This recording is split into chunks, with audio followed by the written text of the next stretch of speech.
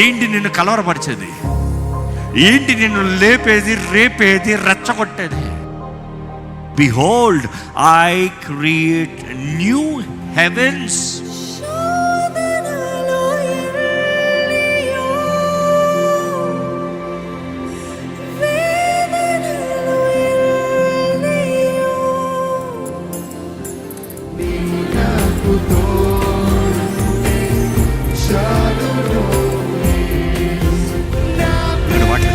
నేను నీకు నూతన హృదయాన్ని ఇస్తానంటాడు, నూతన మనసుని ఇస్తానంటాడు. ఇదిగో నూతన కార్యము చేయుచున్నాను అంటాడు. ఇదిగో పాతవి గతించిన సమస్తము కృత్యమైన అంటాడు. పర్ఫెక్ట్, రెన్యూ, ట్రాన్స్ఫార్మ్ అంటే నూతనంగా మాత్రం కాదు, సంపూర్ణమైనది, పరిపూర్ణమైనది, ద బెస్ట్ చేస్తాడంట.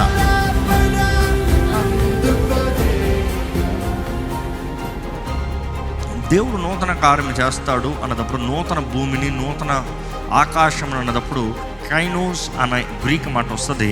ఆ మాటకు అర్థం ఏంటంటే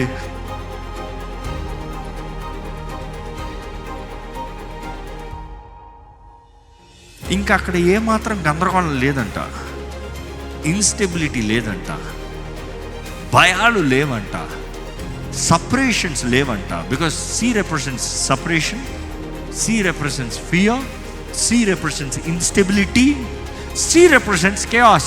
ఈ ఏమీ లేవంట. ఆ నూతన భూమి, ఆ నూతన ఆకాశంలో 2వ వచనం చూస్తే, నేను నూతన యెరూషలేమును చూస్తున్నా. యెరూషలేము పట్టణం అని పిలబడుతుంది, కానీ అదే సమయంలో యెరూషలేము భార్యగా కనబడుతుంది.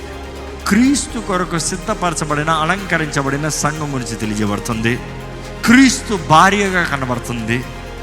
ఇక్కడ చూసినప్పుడు ఆ నూతన యెరూషలేము పరిశుద్ధ పట్టణము పరలోకము నుండి, దేవుని దగ్గర నుండి అలంకరించబడిన పెళ్లి కుమార్తె వారే తన భర్త కొరకు సిద్ధపడిన పెళ్లి కుమార్తె దిగి వస్తుందంట.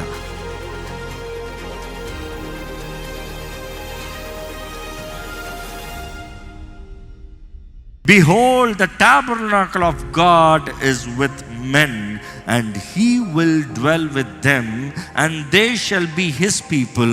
God himself will be with them and be their God. దేవుని గుడారము, దేవుని గుడారము మనుషులతో ఉందంట. ఆయన వారితో నివసిస్తాడంట. వారు ఆయన ప్రజలై ఉంటారు.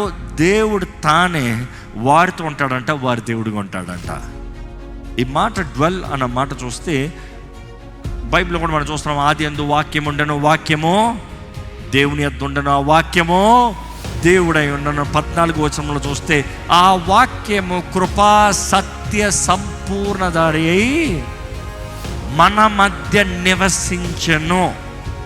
మన మధ్య నివసించను అంటే యేసు ప్రభు నరరూపధారిగా ఈ లోకంలోకి వచ్చి మనతో మన మధ్య బ్రతికేయడం అనేది తెలియజేయబడుతుంది. యోహాను 3:16 మనందరికీ తెలుసు. దేవుడు లోకాన్ని ఎంతో ప్రేమించాడు, కాగా తన ద్వితీయ కుమారుని బహుమానంగా ఇచ్చాడు. The greatest gift God has given mankind is Jesus the son. ఆయన ప్రియ కుమారుని ఇచ్చాడు. ఇక్కడ గమనిస్తే ఆ ప్రియ కుమారుడు, ఇదిగో పెళ్లి కుమారుడు పెళ్లి కుమార్తెతో ఫర్ ఎవర్ బ్రతుకుతానికి ఆ నూతన భూమిపైకి వచ్చాడు.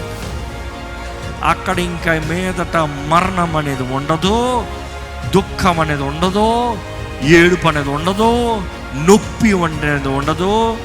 పాతవి గతించెను. The former things have passed away. ముందన్నవన్నీ గతించిపోయి ఇంకా మీదట అవి లేవు, అవి కాదు. అదే సమయంలో చూస్తే అక్కడ దేవుడు వార్నింగ్ ఇస్తున్నాడు అండి. ఈ వార్నింగ్ మాత్రం చాలా జాగ్రత్తగా వినాలి. ఈరోజు సంగమా మనల్ని మనం పరీక్షించుకోవాలి. ఏంటంట, పిరికివారు, అవిశ్వాసులు, అసహ్యులు, నరహంతకులు, వ్యభిచారులు, మాంత్రికులు, విగ్రహారాధికులు, అబద్ధికులు అందరూ దేవుని రాజ్యంలో ఉండరంట. ఐఎమ్ ఆస్కింగ్ యు, దేవుని రాజ్యంలోకి నువ్వు అడుగు పెడతావా? నమ్మాలి, ముందుకు సాగాలి. పిరికి తన ఆత్మను దేవుడు మనకి ఇవ్వలేదు, కానీ శక్తియు ప్రేమయు ఇంద్ర నిగ్రహం అనే పరిశుద్ధాత్మను దేవుడు మనకి ఇచ్చాడు. నెక్స్ట్ కేటగిరీ ఇక్కడ చూస్తే, దేవుడు కూడా ఆయన చేయు కార్యాలు చూసినప్పుడు దేవుడు అంటాడు, ఏది జరిగినా నా ద్వారంగానే, నా మూలంగానే, నన్ను బట్టే. అదే బైబిల్ తెలియజేస్తుంది, సమస్తము ఆయన కొరకు చేయబడిందంట. ఎవరి కొరకు? యేసు ప్రభు కొరకు. ఎవరి ద్వారంగా చేయబడిందంట? ఆయన ద్వారంగా చేయబడిందంట. ఆయన ద్వారంగా, ఆయన కొరకు. అండ్ ఈరోజు ఉందంటే ఎవరు బట్టి ఉందంట? ఆయనను బట్టి, యేసు ప్రభుని బట్టి ఉందంట. ఏంటి పోరాడుతున్నావు? ఏ విషయంలో కష్టపడుతున్నావు? ఏంటి నా వల్ల కావట్లేదు, నాకు కష్టంగా ఉంది, నా వల్ల చేయలేకపోతున్నాను, ఇది ఎదిరించలేకపోతున్నాను, ఇది సహించలేకపోతున్నాను, ఇది భరించలేకపోతున్నాను అంటే దేవుడు అంటాడు, జస్ట్ డూ ఇట్. పోరాడు, డోంట్ గివ్ అప్. ఎందుకంటే జయించిన వాడు వీటిని అన్నింటిలో స్వతంత్రించుకుంటాడు. ఇదిగో ఈ మాట జ్ఞాపకం చేసుకోవాలండి. ఈరోజు ఈ భూమి శపించబడిన భూమి, మరణము, వ్యాధులు, కృంగుదల. ఈరోజు మనుషుడు కొన్న నెంబర్ 1 వ్యాధి ఏంటంటే డిప్రెషన్ కేసు మించి ఏ కేసు లేదంట. అనేక మంది వేధించబడితే డిప్రెషన్. ఈరోజు ఎంతమంది నిజంగా డిప్రెషన్లో బ్రతుకుతున్నారు? ఈరోజు బ్రతికేదంట ఒకే ఉద్దేశం, ఏంటి? నాకు ఇవ్వబడిన తరుణాలు, నాకు ఇవ్వబడిన అవకాశాలు, నాకు ఇవ్వబడిన బ్రతుకుని ఇదిగో సద్వినియోగపరుచుకుంటున్నా. జస్ట్ ఆపర్చునిటీని, అవకాశాన్ని సద్వినియోగపరుచుకుంటున్నా. ఎంతమంది అలా బ్రతుకుతున్నారండి?